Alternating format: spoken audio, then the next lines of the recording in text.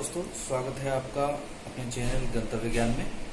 आज हम जो टॉपिक यहाँ डिस्कस करने वाले हैं वो एक इतना इम्पोर्टेंट टॉपिक है कि वो लॉ प्रोसीजर्स में तो काम आता ही है, साथ ही हमारे डे टू डे जो यूजेस होते हैं, बिजनेस के जो ट्रांजेक्शन्स होते हैं, कॉन्ट्रैक्ट होते हैं, वहाँ काम में आता है। तो आज हम जिस टॉपिक की बात कर रहे हैं वो है एजेंसी बिजनेस। और agency business the Indian contract act 1872 का बहुत ही इम्पोर्टेंट पार्ट है। सेक्शन 182 से लेकर 238 तक इसको डिस्कस किया हुआ है। तो आइए पढ़ते हैं एजेंसी। किसी ज़माने में ये बात कही जाती थी कि अगर आपको अपना बिजनेस चलाना है तो आपको खुद अपनी ही निगाहों में वो बिज़नेस चलाना होगा, किसी और पर आप भरोसा नहीं कर सकते। लेकिन वो बात अब ख़त्म हो गई है। जब आप अपना कोई बिज़नेस चलाना चाहते हैं तो आपको बहुत बड़े लेवल पर जाने के लिए बहुत सारे अन्य लोगों की भी ज़रूरत पड़ती है। इसीलिए एजेंसी का जो प्रोविज़न है वो अस्तित्व में आया है। तो दोस्तों, हम बात कर रहे हैं एजेंसी की। इंडियन कॉन्ट्रैक्ट एक्ट 1872 के सेक्शन 182 से लेकर 238 तक एजेंसी को डिस्क्राइब किया हुआ है। अब हम समझते हैं क्या मतलब है एजेंसी का।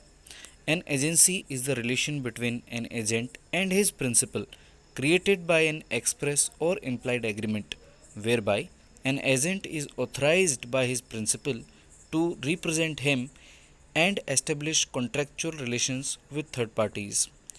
इसका मतलब यह है कि कोई एजेंट किसी प्रिंसिपल के बिहाफ पर, जो उसका प्रिंसिपल है उसके बिहाफ पर थर्ड पार्टीज़ के साथ में कोई भी कॉन्ट्रैक्चुअल रिलेशनशिप क्रिएट करेगा तो उसे हम एजेंसी का बिजनेस कह सकेंगे। एजेंसी के बिज़नेस को क्रिएट करने के लिए कुछ बातों का होना ज़रूरी है, उन्हें ही हम एसेंशियल ऑफ एजेंसी कहेंगे। जैसे पहला, agency is the name of relation exist between an agent and his principal. Agency उसके प्रिंसिपल और एजेंट के बीच में एक रिलेशन क्रिएट करता है। Number 2, agency may be created by an agreement, it is not necessary to make a contract. बिल्कुल, इसमें कॉन्ट्रैक्ट क्रिएट करने की ज़रूरत नहीं है, एजेंसी एग्रीमेंट के साथ भी बनाया जा सकता है। तीसरा, an agent may be a minor or incompetent to contract but principal must be competent to contract. मतलब ये कि एजेंट जो बनेगा उसके लिए ज़रूरी नहीं है कि वो भी कंपेटेंट टू कॉन्ट्रैक्ट हो, वो तो एक माइनर भी हो सकता है, लेकिन प्रिंसिपल को हमेशा मेजर होना ज़रूरी है और कंपेटेंट टू कॉन्ट्रैक्ट होना भी ज़रूरी है। चौथा, no consideration is necessary to create an agency. किसी भी एजेंसी को क्रिएट करने के लिए किसी भी तरह की कंसिडरेशन की ज़रूरत नहीं है, क्योंकि एजेंट प्रिंसिपल के बिहाफ पर जो काम करता है केवल वही उसके कंसिडरेशन के लिए पर्याप्त है। Fifth point, this agreement depends on free consent of parties. जैसे कि बाकी के कॉन्ट्रैक्ट्स होते हैं वैसे ही फ्री कंसेंट होना एग्रीमेंट के लिए भी ज़रूरी है। तो इसलिए चाहे वो एजेंट और प्रिंसिपल के बीच में कॉन्ट्रैक्ट या एग्रीमेंट किया गया हो या एजेंट और किसी थर्ड पार्टीज़ के बीच में एग्रीमेंट किया गया हो, वो हमेशा फ्री कंसेंट पर बेस होना चाहिए। Next, there must be an intention to create contractual relationship between the parties. हमेशा चाहे वो एजेंट हो या कोई और पार्टीज़ हों, उनके बीच में जब भी कोई कॉन्ट्रैक्ट होगा या कोई बातचीत होगी तो वो कॉन्ट्रैक्चुअल रिलेशनशिप क्रिएट करने के लिए ही होगी। Next, a valid agency has all characteristics of valid contract like lawful object और consideration. Number 2, certainty of meaning और authority. Number 3, compliance of legal formalities etcetera. मतलब लॉफुल ऑब्जेक्ट और कंसिडरेशन तो होना ही चाहिए, साथ ही साथ किसी भी तरह की अथॉरिटी और जो एक्ट वो कर रहे हैं उसकी सर्टेनिटी भी होनी चाहिए। Next, compliance of legal formalities. जितनी भी तरह की कानूनी कार्रवाइयाँ होती हैं उन सब की पालना भी इसके अंदर होनी चाहिए, तभी वो एजेंसी की क्रिएशन कर पाएगा।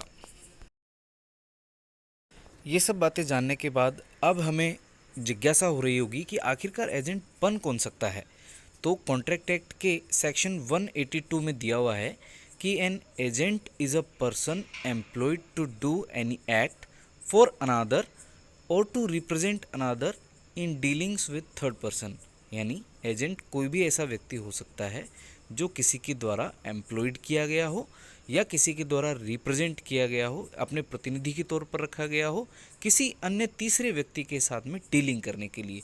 जैसे बिल्कुल LIC अपने एजेंट्स को अपॉइंट करती है, तो LIC सीधे तो जाकर के किसी के साथ में डीलिंग नहीं करती, लेकिन उसके एजेंट जाकर के थर्ड पर्सन्स के साथ डीलिंग करते हैं।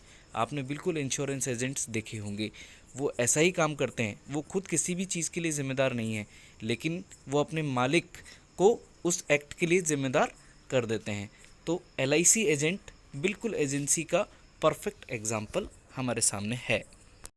अब बात आती है कि अगर कोई पर्सन एजेंट बन सकता है तो किसी न किसी को प्रिंसिपल भी बनना पड़ेगा। तो सेक्शन 182 ही प्रिंसिपल की भी डेफिनेशन देता है, और वह कहता है कि the person for whom such act is done or who is represented is called the principal. मतलब जिस व्यक्ति के लिए एजेंट कोई काम कर रहा है, किसी थर्ड पार्टी के साथ डीलिंग कर रहा है, वही एजेंट के लिए प्रिंसिपल का काम करेगा, यानी वही एजेंट का प्रिंसिपल होगा। अब हमारे सामने प्रश्न खड़ा होता है कि आखिरकार एजेंट को एम्प्लॉयमेंट कौन दे सकता है। तो इसका जो जवाब है वो बहुत ही आसान है। Any person who is competent to act for himself, ऐसा कोई भी व्यक्ति जो अपने खुद के लिए कानूनी या किसी भी प्रकार की गतिविधि कर सकता है, मे बिकम अ प्रिंसिपल। यानी therefore any person who is of the age of majority, यानी जो 18 साल की उम्र पूरी कर चुका हो, and who is of sound mind, जिसका दिमाग ठीक से काम करता हो, मे एम्प्लॉय एजेंट, क्योंकि वो खुद अपने लिए सारी कानूनी एक्टिविटीज़ कर सकता है। इसलिए कोई भी कंपटेंट व्यक्ति, यानी जो कानून में अपने आप को किसी भी धाराओं में परिवर्तनीय करवा सकता है, साउंड माइंड है, मेजर है, ऐसा पर्सन सेक्शन 183 के अकॉर्डिंग अपना एजेंट अपॉइंट कर सकता है। स्वाभाविक है अब आपके मन में ये इच्छा हो रही होगी कि आखिरकार एजेंट कौन बन सकता है।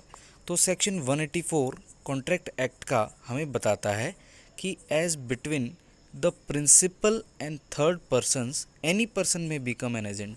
थर्ड पर्सन और प्रिंसिपल के बीच में कोई भी पर्सन एजेंट बन सकता है। दूसरा, इवन अ माइनर, यानी जिसकी उम्र अभी 18 साल की नहीं हुई है वो भी, और a person of unsound mind can be appointed as an agent.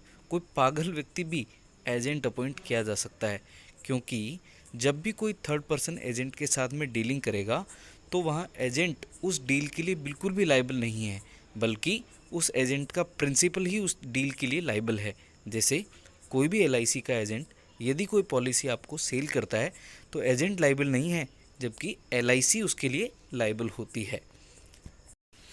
I hope इस वीडियो से आपको एजेंट, एजेंसी और उसके प्रिंसिपल के बारे में कुछ जानकारी मिली होगी।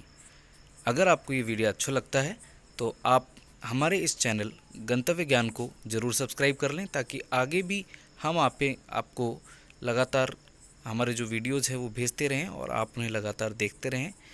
जुड़े रहिए हमारे साथ गंतव्य ज्ञान के साथ में। Please subscribe the channel. Thank you very much.